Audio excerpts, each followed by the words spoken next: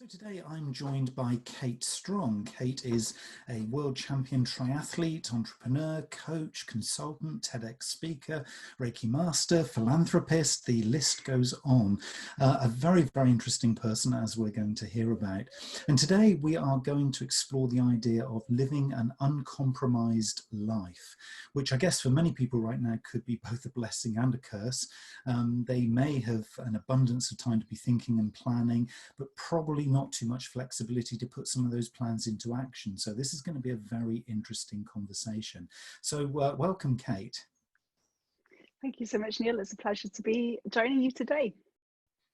Great. So tell us a little bit about your story. I mean, I've kind of built you up there and put you on the pedestal of this, superwoman. Tell us a little bit about your kind of journey to bring you to this point. It's always interesting taking time to reflect, and I love this question for that reason. I was born into a normal family from Wales, and from an early age, I've always had very vivid memories, even from the age of 1. And I always felt a little bit different from everybody, but couldn't put my finger on it. And I think with that feeling of feeling different, always being just outside the circle, just the last one to get the jokes, or the last one to really sort of connect and always feel a little bit outside of society, I made it my mission, albeit unconsciously, to fit in, to do my best to conform, to make my parents happy, to please other people.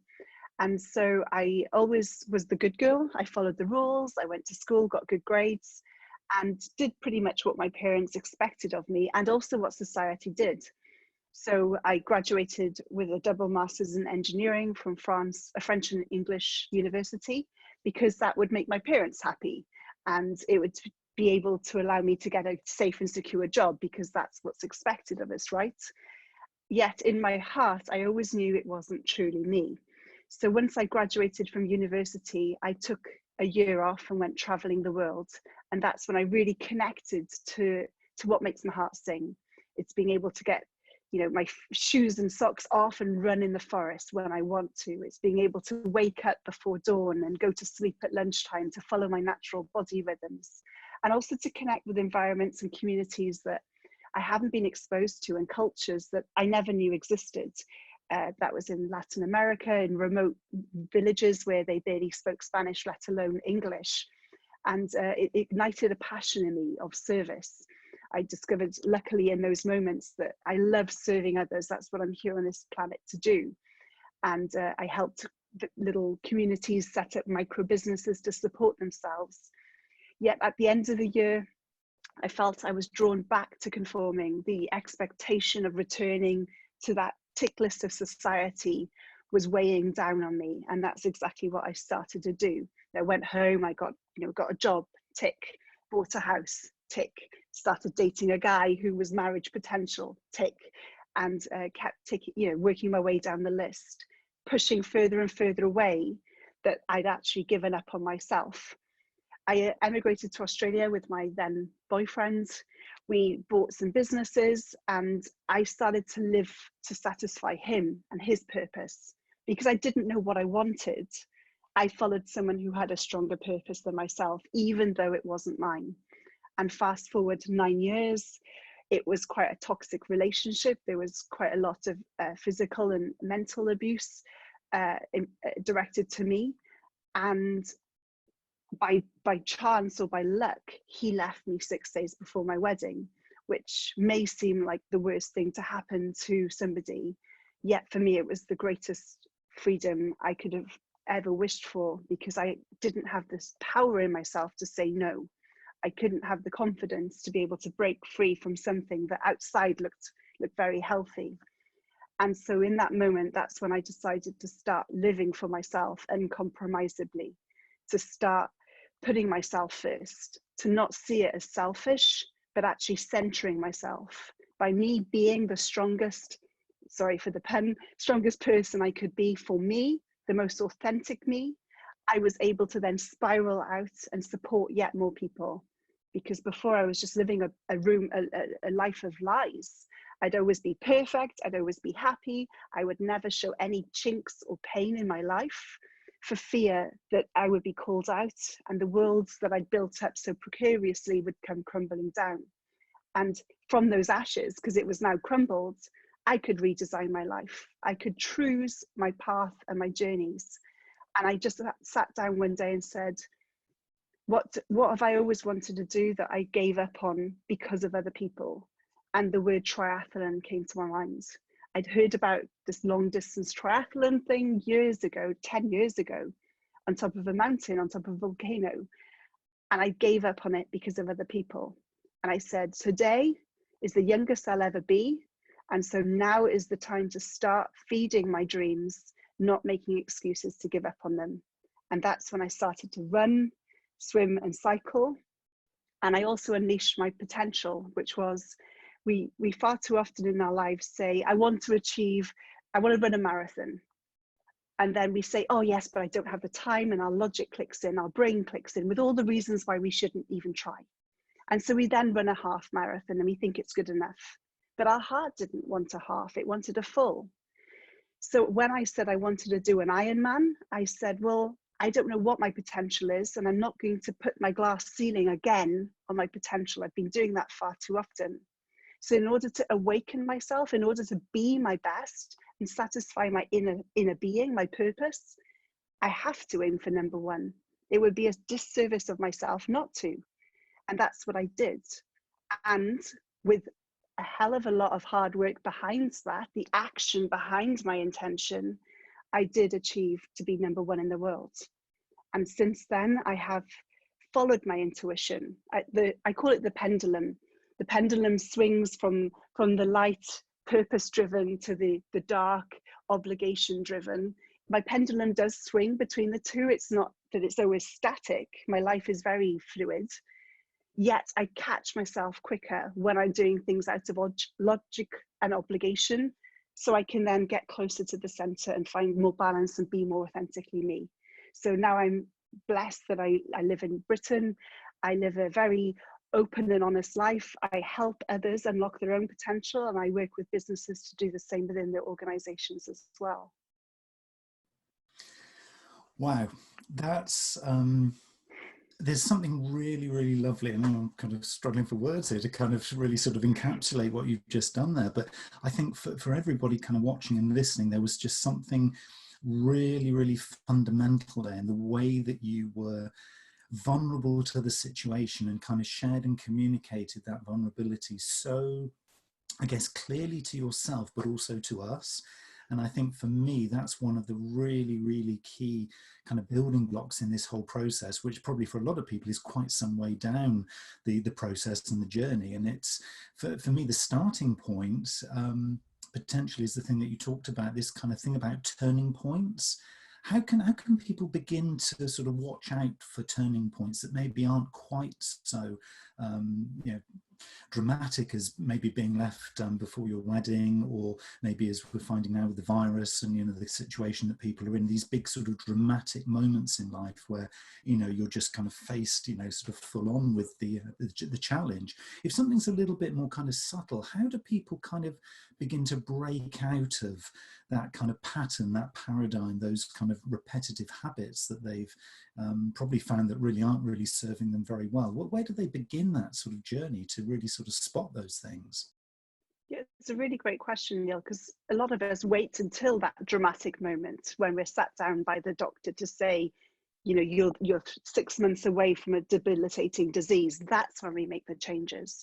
But the telltale signs, the red flags, were months, if not years before. And it's very personal. So there isn't a one size fits all. My sign for when I need to start reflecting may be very distinct from yours. So for everybody, the first step is to become very aware of our own self.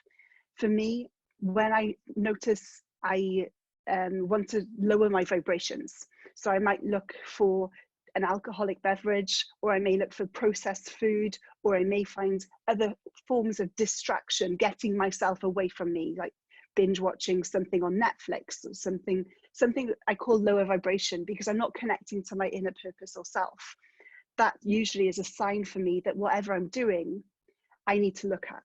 It may not be bad. I might just be challenging myself to step out of my comfort zone, which is a good thing. But there's something going on where I'm disconnecting. And that sign of disconnection is my usual first red flag, that what I'm doing is either pushing me away from my purpose or pushing me too fast as well, which can also create similar things. But again, it's about getting aware to ourselves. You may find that you overly clean your house, or something that you use repeatedly to make sure that we're not dealing with how we're feeling. And sometimes it's easy to take it on ourselves. So for me, what I also do is I acknowledge it through my journal. And if it's still present 3 times, so I have a very simple 3-strike rule. If I see it once, I may let it go. If I see it a second time, I need to get it out somehow, usually in writing or with a confidant, a close friend. If it's there 3 times, that's when I need to take, when I say massive action, I'm not talking about changing the world and moving house and quitting your job, but I need to take something of significant action, because this is bigger than I first thought. So it's about real deep reflection, awareness of, is this just today pattern, or can I see this having repeated further in my life? Because 9 times out of 10, I'll give you an example. I'm a Reiki Master, so I'm part of a Reiki Master community of support to make sure that we're all there for each other. I shared a link in that group for all of us to meet on a webinar. And the leader of the group, my Reiki Master teacher, said, can you please remove the link? Now, I was quite triggered by that and took offense.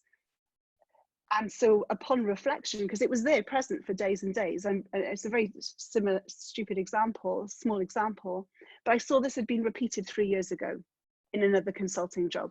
And this had been repeated 5 years ago in another career. And this had been repeated 15 years ago. I was using the same words, that I was being picked out. It was on me. How dare you pick on me? Other people do this, but why me? And once I saw this pattern, I knew it was my manifestation. And so I could get to the root cause of that issue, which was actually something that happened a long time ago, rather than just plastering the moment with my master and going, yep, everything's fine, I won't do it again, knowing that in the future it might have manifested elsewhere. So for anybody who sees these red flags, see if there's a common pattern, because our reactions are actually valid, but they're also signs to say that we may need to deal with something from our past, or also potentially a fear of the future as well. But we want to start reconnecting to ourselves. So I hope that share was answered to your question. But yeah, it's just about really knowing ourselves. Yeah, there's something sort of in this about almost sort of self-learning to self, or to be self-aware, and it's kind of sort of fostering this, I guess, as a little bit of a habit.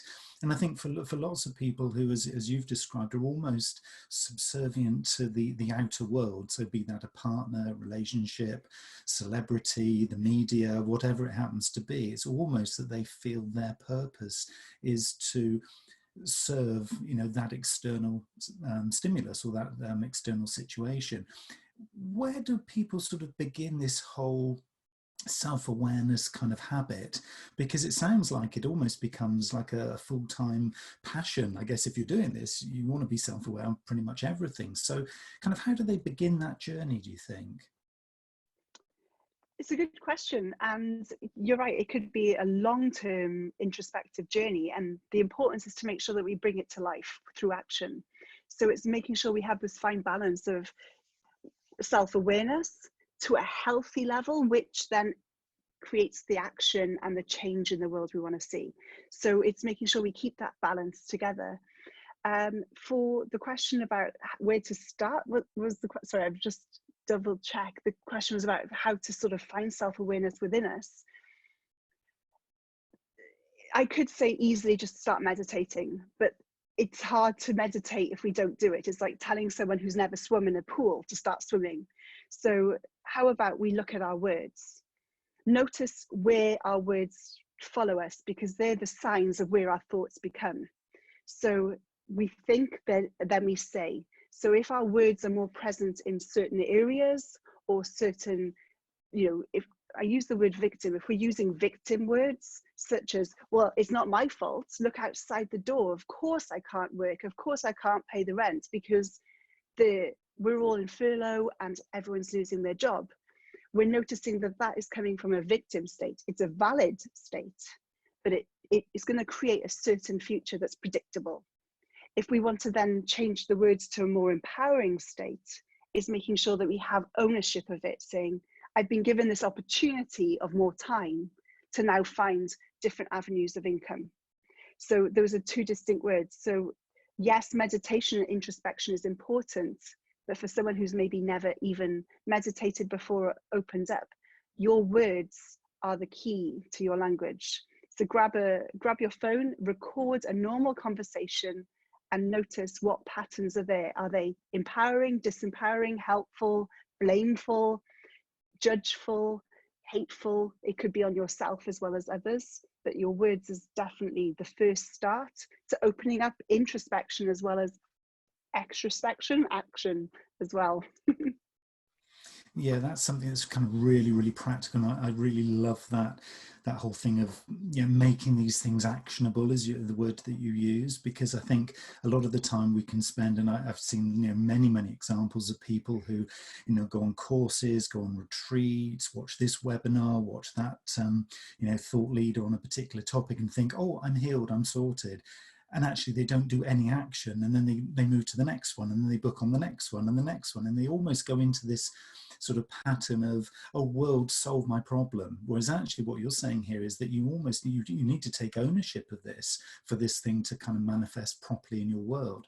And so, yeah, beginning with those words and the way that you kind of describe even probably the most simple things, I think could be, you know, super powerful for everybody, you know, all of us, you know, you and me included. I think it's just really important that we, you know, begin to practice this to create those great habits.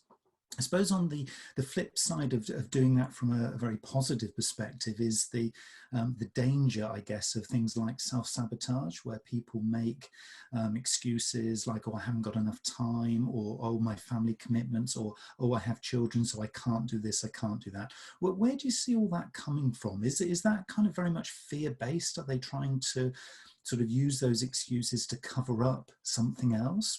How do you see that? Again, it's very a personal journey. So somebody using this, if you had two people and they both had the same excuse, it could come from very different backgrounds. So that's why I don't read one size fits all books. That's why I don't read how to cure my life in 5 simple steps, because it's personal and it doesn't work for everyone. It's about giving ourselves the empowerment to work it out ourselves. So first step, we have a collective consciousness. We are all emotional beings that have the potential to reach the knowledge that's available to us everywhere. Nobody knows something more than anybody else. We all have the same capacity for learning, growing, and developing, and access to this knowledge. So no book and no one outside of yourself will ever give you something you don't already know that can't help yourself. What people, guides, mentors like you and I do is we just let go of the crap that's blocking you from seeing that. I don't add anything. We don't add anything. We're removing the crap away for you to see your own light, for you to trust yourself, not for me to say, here's your light, here's your purpose, here's the reason you're in life. Carry on, do what I tell you to do. That's not our journey as guides. So we all intrinsically know that. If we're using excuses such as I don't have time, or, you know, the kids need my attention, or anything else, for me, my belief is from a belief structure. We create a lot of beliefs, very much, I think 99% of all our beliefs are formed in the first 7 years of our life. So if we have a fear of anything or a concern, it comes from a memory back in that first 7 years, the first life cycle of our journey here. And so it's about unearthing our relationship to why we are procrastinating, resisting, making excuses. What is our belief structure around money? What would money mean to me? What would success mean to me? Where do these beliefs come from? Is it my father told me that money is hard work, or you cannot have more than, you know, don't be more successful than the neighbors because they'll be judgy? What do we have around this sort of belief structure? that's actually preventing us from moving forward. And once we know what that belief is, now we can upgrade it. No belief is right or wrong, good or bad. It was created in a way to keep us protected and safe, which means in our comfort zone. So all we want to do is, with love, let that belief go and upgrade it, because we want to live an upgraded life. So if we are using our children as an excuse, and it's coming from the root of, I won't spend time with them because work is long hours, money means working long hours, we need to upgrade that so we can work long hours, because work is showing our children that we can do everything and they can have everything in their lives. That would be a more wholesome belief around that children mindset. So again, it comes down to my magic formula of knowing ourselves, being able to upgrade without judgment. We're not making ourselves wrong in this space. And then take action to bring that belief and find more proof and validation that the new belief is real and valid in our lives. Yeah, I love that phrase, living an upgraded life. I think, you know, what's not to like, you know, that is certainly something I think that everybody, no matter whether they're, you know, sort of literally at the bottom of, you know, the curve right now, or if they're, you know, super happy and everything feels like it's going really, really well. I think any kind of upgrade, any kind of refresh, reboot that kind of continues you on that journey, not necessarily of growth, not necessarily of expansion or, you know, fundamental change, but just of evolution, I guess it's really, really important. So yeah, I love that phrase that you use there.